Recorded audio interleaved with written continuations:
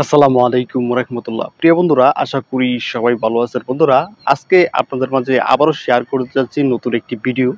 তো আজকে যে ভিডিওটি শুরু করব সেটি হলো যে আহ, রোলার গ্যাস নিয়ে।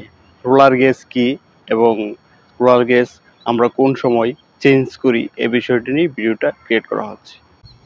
রোলার গ্যাস হলো কোনো আহ, একটি রোলারের নিপ পয়েন্ট থেকে অন্য একটি রোলারের নিপ পয়েন্ট আপনি কত দূর রাখবেন, সেটি হলো যে রোলার গেজ।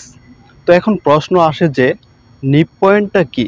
তো নিপ পয়েন্টটা হলো যে টপ রোলার এবং বটম রোলার যে স্থানে স্পর্শ করে সেই স্থানকে আমরা বলি যে নিপ পয়েন্ট।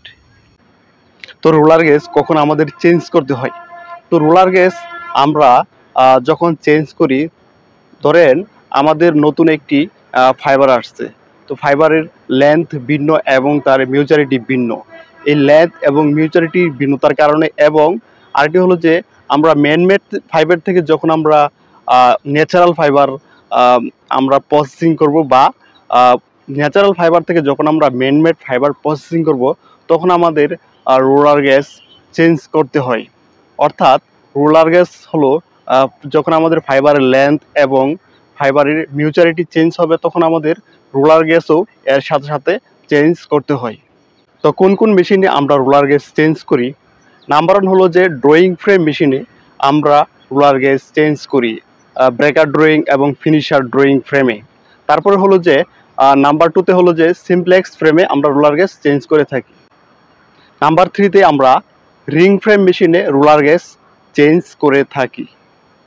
তো বন্ধুরা, আমরা যদি মেশিনের রোলার গ্যাস চেঞ্জ না করি, সেক্ষেত্রে আমাদের কি কি সমস্যার সম্মুখীন হতে হয়?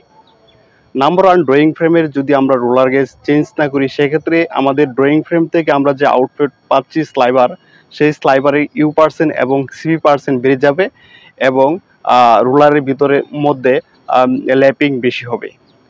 তারপরে হলো যে সিমপ্লেক্স মেশিনে, তো সিমপ্লেক্স মেশিনে সেভ আমরা সিমপ্লেক্স থেকে যে আউটপুট পাচ্ছি রবিং, সেই রবিংয়ের U% এবং CV% বেড়ে যাবে।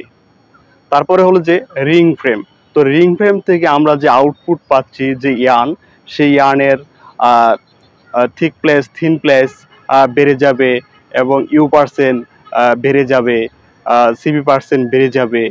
তো এটি হলো যে যে আমরা রোলার গ্যাস চেঞ্জ না করলে এই সমস্যার সম্মুখীন আমাদের হতে হয়।